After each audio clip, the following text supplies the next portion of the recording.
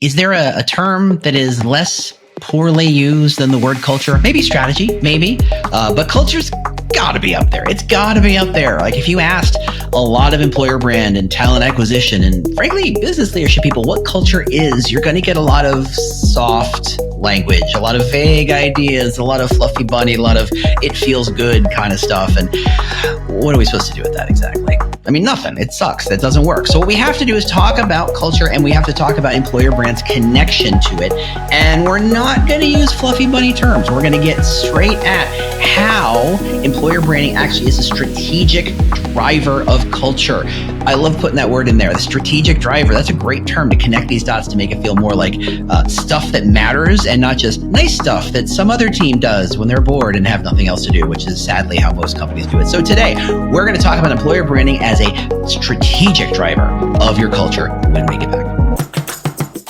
I've already listened to this episode, and I'm going to tell you, Bryan is salty when it comes to talking about the importance of culture as a driver of company success. I can't tell if that's a warning or an invitation. Either way, it's the People MBA, brought to you by the Muse. Let's see who's called into the voicemail.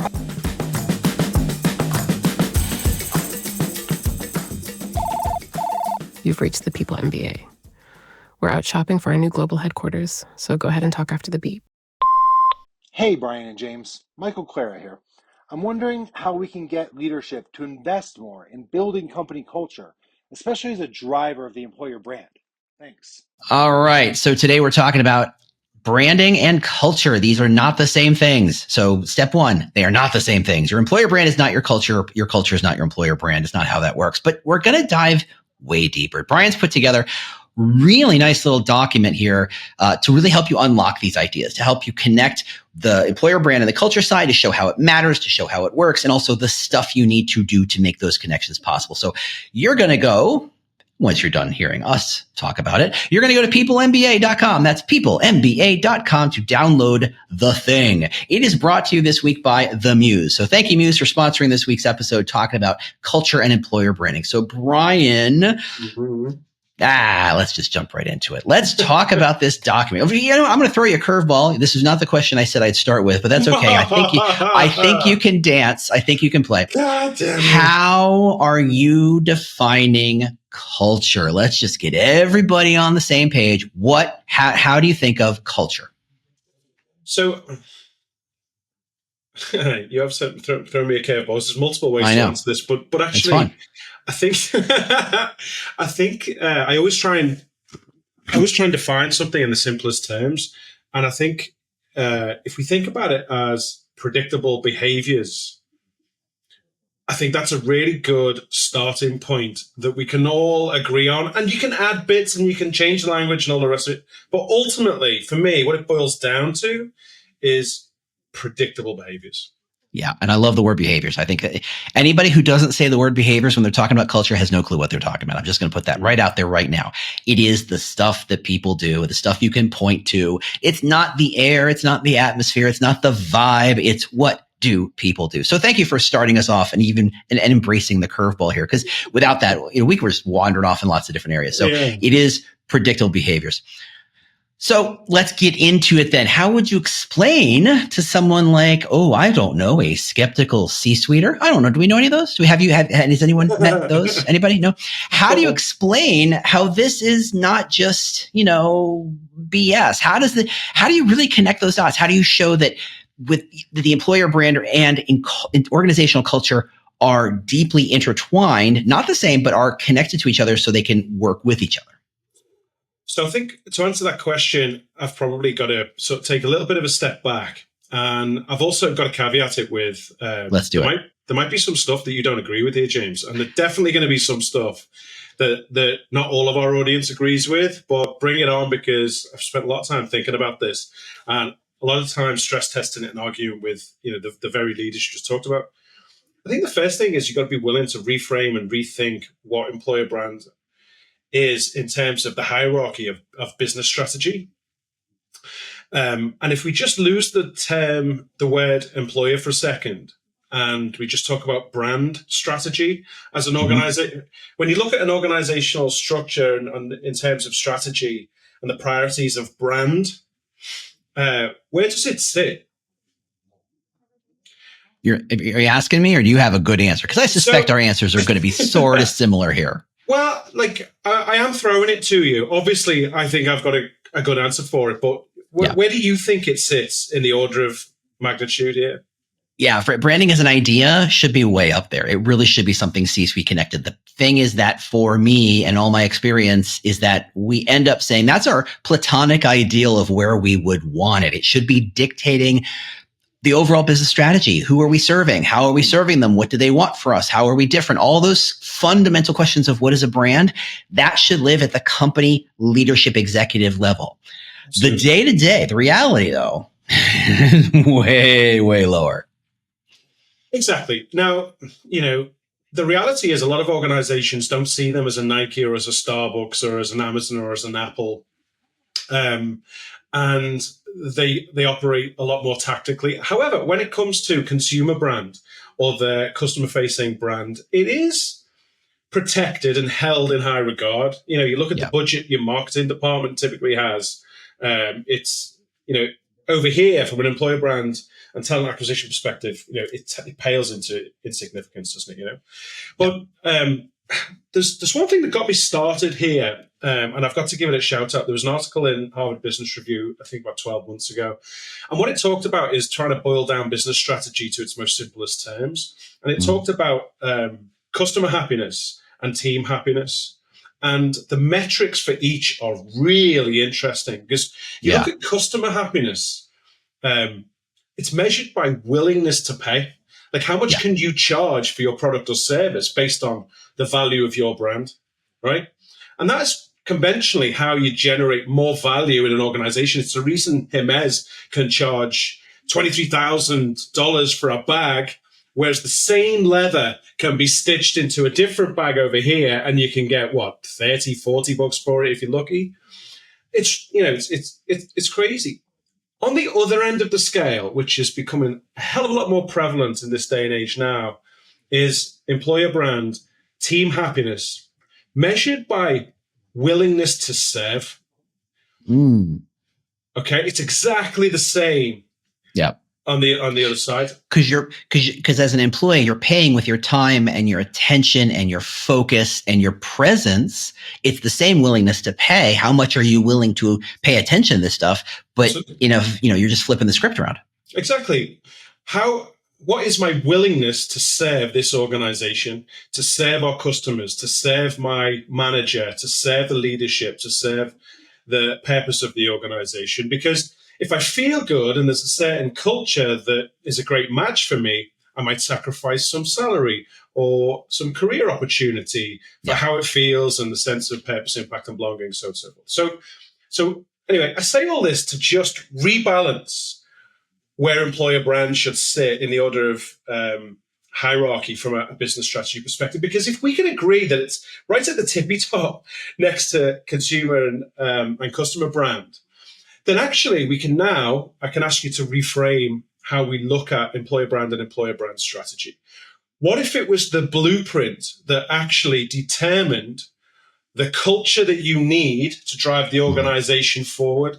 And it's a tangible blueprint that can give you predictable outcomes from your talent. Because here's the thing, CEOs care about people, but they value the output of talent, not talent, the output of talent, the capability of the organization. Absolutely. So if we think culture is predictable behavior, the strategic objective of culture is capability, which might include technology like AI or any other bits of technology in your organization, resources, the environment, and your talent. Now, the fact is, if they don't add up to capability to drive the organization forward, then, absolutely. Yeah. So I think there's a conventional thought that culture, if you want to improve or focus or refine or hone your culture, you need to put more in your leadership budget. Because, like, how many times have you seen it? Like, culture is defined by leaders, shadow of the leader. That's not scalable and it's not practical. Think of how many global brands where there's hundreds of thousands of employees who have never met the CEO would pass them in the street, wouldn't recognize them. Exactly. We need a tangible blueprint, a playbook, something that at scale we can create consistency, cohesion, and galvanize people around the same campfire. For me, that's employer brand strategy. If it's defined and prioritized right at the top of a business strategy. So if we can accept those principles and we can reframe how we look at employer brand strategy, one, you and I have just achieved something we've set out to achieve. We've got employer brand strategy at the top table. Yep. And now there's a reason for leadership to buy into this as well, because if organizations can understand the capability they require from the culture, you can reverse engineer what the culture needs to be. Yeah. So I'm going to push back on that for 1 second, because I think you phrase that with an if, and that is a big if. That is a massive if, because I know plenty of companies who the leadership doesn't understand what culture is, doesn't understand that making choices, strategic choices on what your culture should be actually determines, is this matching our overall business strategy? Are we aligning how we want to do things with what we want to do?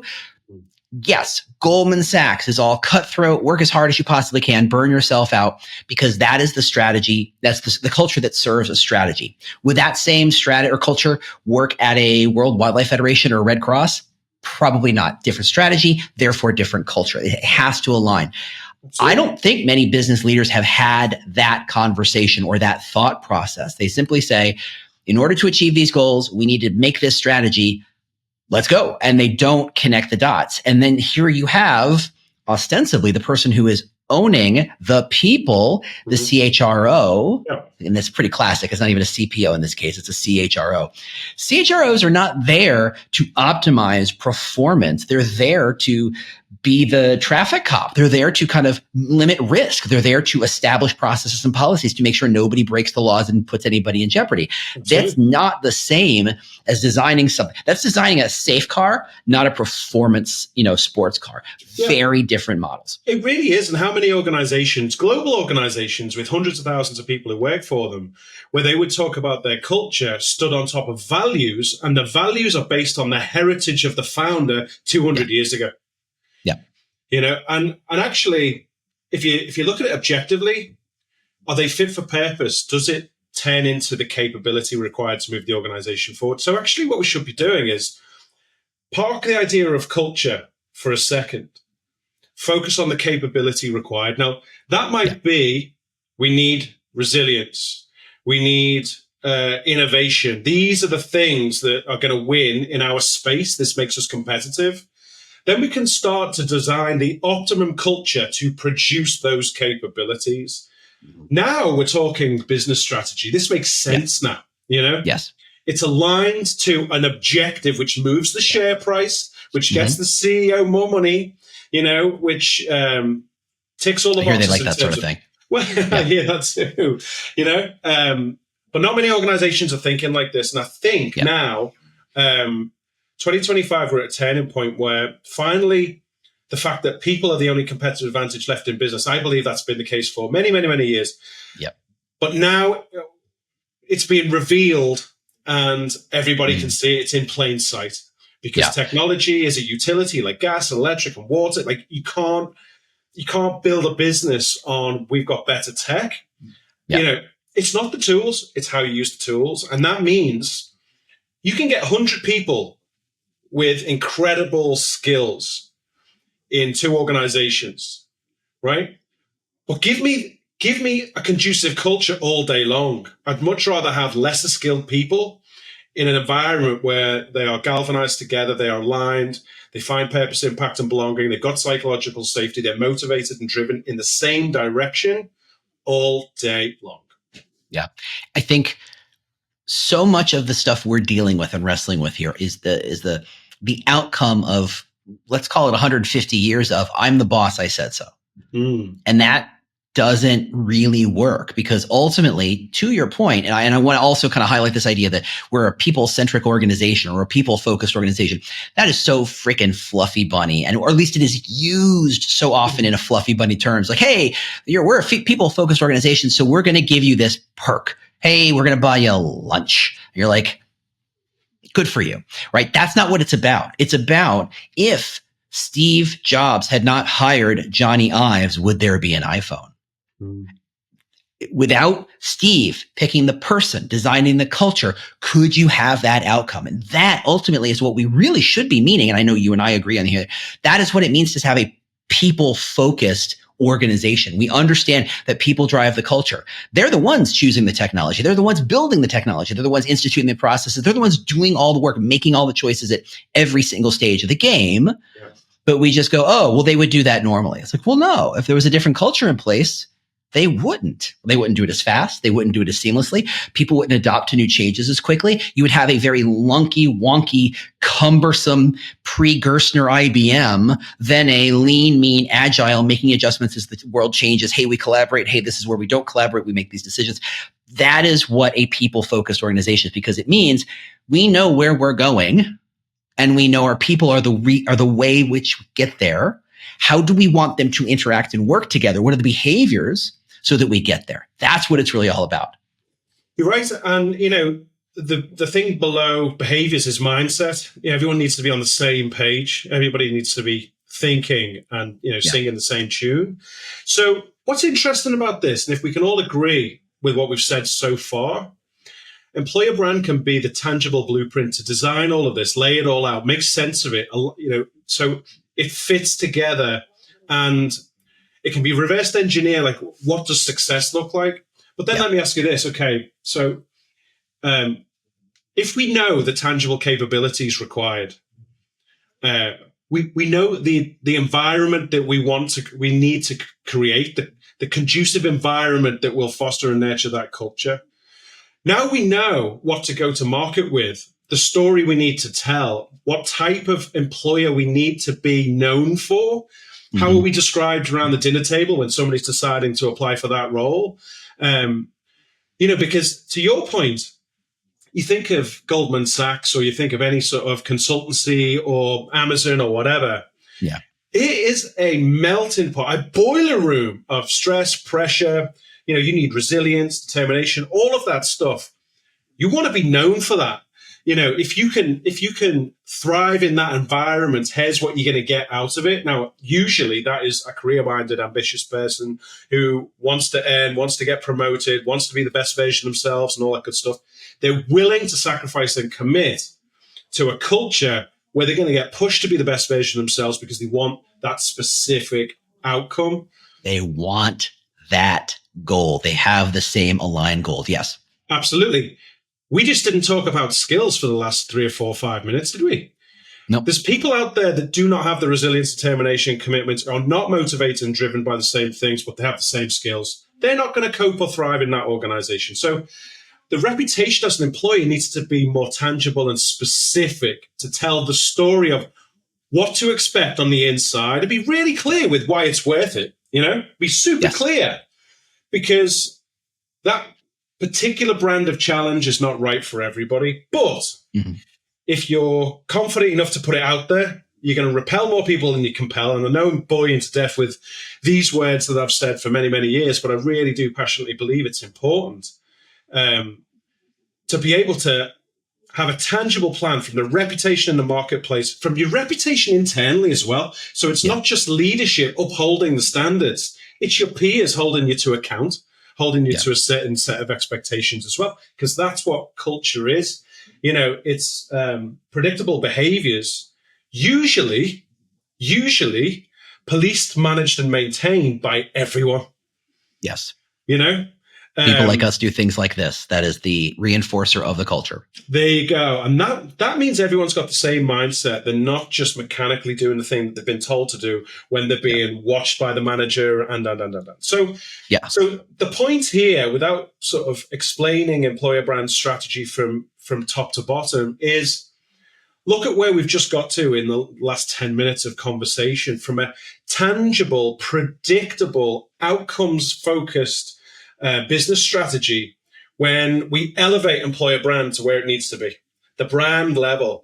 Think about the share price and the value we can create on an enterprise level if we increase willingness to serve. And by the way, all the cost savings of the efficiencies of having everybody aligned, streamlined, not having 20, 30, 50% of people join and leave within the first 100 days because, hey, this is not what I was expecting. This wasn't the deal I was promised. I think we are in a capability economy, and getting the best talent that is conducive to the culture you have. For me, that's the name of the game. That's what it's all about. So culture isn't fluffy. It's not ephemeral. It's a very tangible, intentional strategy that can be shaped, molded, and honed to what you need it to achieve. Personally, I prefer a culture in which we share successes and wins, which means you should subscribe to the People MBA and tell your friends. People like us do things like that.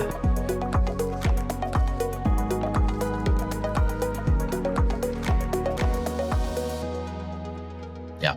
So I fall back to my own models of mission, experience, and reward, that is the three things the candidates want to know about when they're joining. And I think culture tends to live in the experience stuff. But I think what you've done is kind of open the door a bit to say, look, sometimes our culture is mission focused, right? The culture of Red Cross is very much about we save lives before anything else. That's really what our job is. Mm-hmm. It's not about internal politics. It's not about making the most money. It's about saving lives. It's about doing this good that we've all agreed to. And that is the defining driver of their culture. Mm-hmm. At the same time, everybody's class at Goldman Sachs, making money defines the culture. The reward is why people are there. And they're not here for, easy work days and comfortable chairs and perks for lunch. They're there to make the cash and get the heck out of there. And because the reward is so high, they are willing to forego the niceties or the pleasantries or the, anything positive in the other buckets. Culture drives all those things. Culture is connected to all those things. The problem is when we squeeze culture down to, aren't we sweet? Aren't we nice? Rah, rah, rah. Here's the pom-poms. It turns a true driver of what the company is about, what they're there for, how they do things into a slogan, into a poster, into a hashtag that means nothing. My favorite example that is the opposite of that is Facebook. That idea of move fast and break things. I still don't believe they ever published that widely. It was just so true of who they were and how people interacted with each other that it became the shorthand for how we are. This is who we are. People like us do things like this. We do this stuff. And the clarity around which that was a promise to incoming employees. Hey, we move fast. We break things. It's how we do things. It's okay. Don't cry over spilt milk. And you could kind of open it up and peel it like an onion, all what that simple idea means. Mm-hmm. It was also an expression to investors. Hey, we're not here to squeeze every dollar out of the process. We're here to tip over the apple cart to see where new opportunities lie. We're here to change things. And that is the reason. Let me re-say that one more time. The reason people invested. That is the reason they bought the stock. That is the reason their stock traded at such a high valuation relative to other competitors in the space. Mm-hmm. That is what they're about. Their culture defined clearly, where every single person in the room was aligned to that mindset, aligned to those expectations. They understood that people like us do things like this. That had a clear connection to what they were trying to do, which was disrupt the ad and social media space. It is not a poster. It is not a hashtag. It is deeply meaningful because if you have people running in multiple different directions, good luck getting anywhere. Absolutely. Absolutely. And what we're talking about here is clarity of setting expectations. And from that comes confidence. And from that comes alignment and efficiency. And, imagine the recruiting process where everybody knew before they applied, before they clicked the dang button, that they knew what they were getting into because they saw the videos and they had friends and they saw the experience. They had all these different touch points that all aligned to this one clear idea that we're this and the way people like us do things like this. There's no equivocation. Doesn't that inherently shorten the interview process? Doesn't that inherently push away all the people who don't want that and winnow your pile down to the people who absolutely are like, that's what I've been looking for my entire professional career. Gimme, gimme, gimme, gimme. Doesn't that change the fundamentals of recruiting. And if you answer no, you're lying to me, sir. So here's the thing. That opportunity is available to every organization under the sun and has been for many, many years. So that's not new, and it's a real shame, right? Yeah. The challenge is, in most organizations, and there's only 61% of global brands who have any semblance of an employer brand strategy at this very moment in 2025. Only 37% of small business have anything to do with employer brand. I'm going to pause you right there with a new data point that is personal to me that happened to me last week. I was at an event in Chicago, not naming names. Hey, everybody who was there. So glad to be there. It was 40 TA leaders in Chicago, big companies, small companies across the board. And I simply asked, hey, who here has a formal employer brand or EVP? 3 hands were raised. Yeah, there you go. 3 out of 40. And then I said, okay, I get it. Maybe you didn't spend the money on the agency stuff. I get that. How many of you have an informal brand? You all know what you're offering your people. I don't think 20 raised their hand. So when you tell me that 37% of companies, and even the small companies, have an employer brand, I don't know where those companies are because I haven't met them. For the most part, employer brand still feels like aliens and future technology that one day we'll get to, but it is not today. And that kills me. So here you go. I mean, clearly, none of the 37% are in Chicago or that room. But opportunity for some people who might work in employer brand. That's a separate conversation. Well, absolutely. But not all strategies created equally either. I'm not saying that they're good. But there's a huge open goal is the point. 2/3 of the world's SME population is not even thinking about this. But the fact is, even in the global organizations that you and I have worked with, or we could name, or a part of our community and all the rest of it, the fact is, the fact that they've got an employer brand is usually the initiative of a lone wolf. Yeah. Somebody is a maverick outside of, whatever. And the last sane man or woman in a crazy universe. Yes. Yeah. Everything and all the opportunity we've just talked about for the last 15, 20 minutes is only possible if it's driven from leadership. And given that we've just agreed that there's only 2 ways to increase the share price, willingness to pay, willingness to serve. Yeah. Why is this being neglected? Why is this being neglected? Because this needs to be owned by C-suite. And, I saw a great definition of the primary purpose of a CEO the other day. It was to tell great stories and to find the best talent possible. Yeah. That's the job of a CEO. Tell great stories, find the best talent. Set a direction, find the people who get you there. What else is there? What else is there? But let's just think about this for a second. Tell great stories about the company and find great people. Is that not employer brand strategy? I don't know. Sounds familiar. So, I really think now that smart organizations who are looking for a competitive advantage are going to reverse engineer the situation such that, okay, if I need the best talent, and then I need the best environment and the best resources, and I need the optimum ingredient mix of these 3 things to get more share price and more shareholder value, this has to be a priority. So I don't think it's far away. I really do think we're going to see a sea change of where employer brand strategy sits. Here, let me push back. I agree with everything 1,000%. And I absolutely think that employer brand should be connected to share price and shareholder value and business growth and all those wonderful things. I'm just going to look around at all the other TA and recruiting employer brand podcasts who use the phrase shareholder value and share value and business growth. And I don't see any. Yeah. The problem isn't just that the C-suite doesn't get it. The problem is us. The problem is employer brand still, for the most part, and I say it with love because I number myself among you, still thinks it's pretty pictures and platitudes. It's still putting things on Instagram. It's still tweaking the job postings and not thinking truly strategically. And it is a knife in the heart of what I think about this industry and the industry I'm giving my entire professional career to. It's kind of insane. I do agree. And I think part of the reason is the remit and the parameters that they've I'm going to say, 1,000%. I'm going to say we've been allowed to operate within. Yeah. You know, and largely the industry has done a brilliant job of telling a great story of the reality of today in an organization.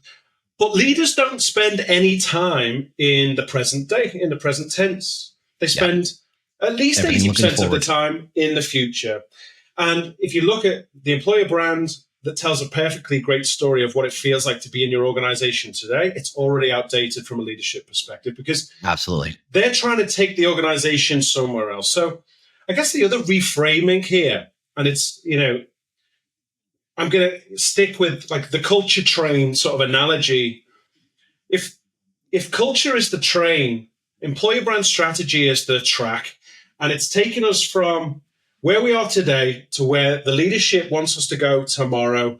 And it paints a great picture. It tells a great story of how we're going to get there, what it's going to feel like to be part of it. So you can make decisions as to whether this is a place you can thrive and find a meaningful contribution or not, you know? And because it's a two-sided game. It's what the company offers, it's what the person offers, and the recruiting and hiring is all about not finding the best, there is no such thing, but finding the best matches where what we offer is what you want and vice versa. That is what great hiring is all about. Yeah, so it's the intersection between what people want and what the organization needs. And exactly. And I'll tell you this as well, you can't start with what people want. It doesn't work. You have to start with what the organization needs. And then you need to tell compelling stories to find people who see what they want in that proposition. Because if you design a proposition around what you know people want, by default, you've just designed something that just isn't fit for purpose. Yeah. And that's the whole work from home conversation where everybody's like, oh, everybody wants to work from home, so I guess we should talk about it. It's like, well, do you offer it? No, but we should talk about it like we do. That's wrong. But I want to push back because I think there's an interesting tension here that we started this conversation in this idea that, oh shit, I lost my train of thought. Nick, cut this. Just remind me what you just said. Employment strategy needs to be designed for the organization first. Yeah. So I want to kind of push back on this idea that started from the beginning where we talked about a business works because it's a customer's willingness to pay.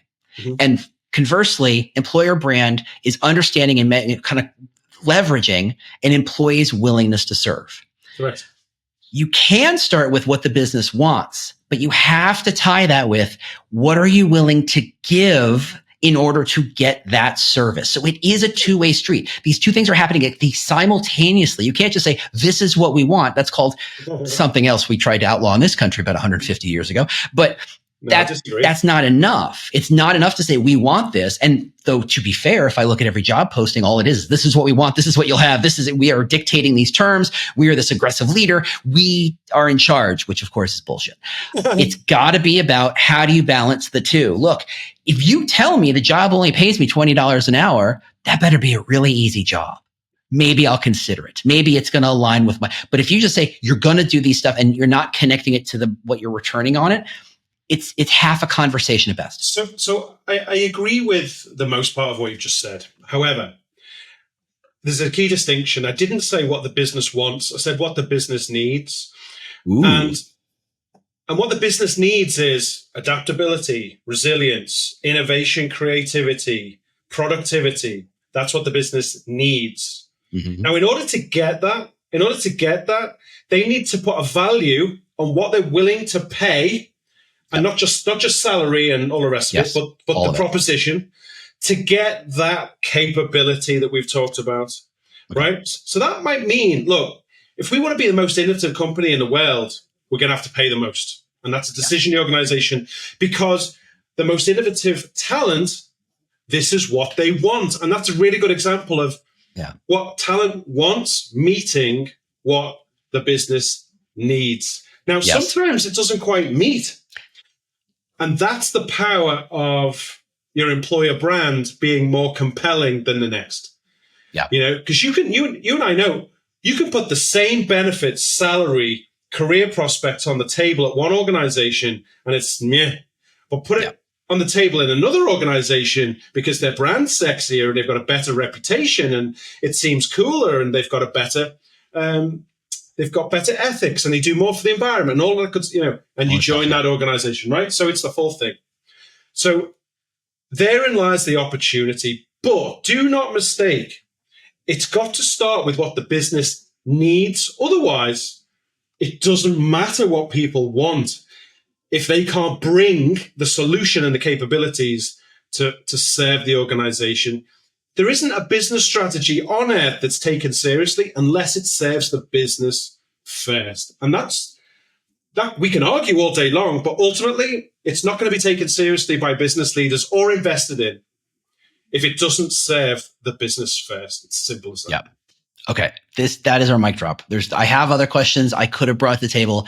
I think that packages it up perfectly. This idea of how you're connecting, how employer brand is leveraged to take what the culture is to turn it into a narrative that people are going to go, oh, I see what that is. I believe what that is. There's credibility. There's value, that you're leveraging value beyond the salary, but in terms of status and in terms of mission and in terms of all these other things, to say this is the total package of what we're offering you in return from what we're expecting from you.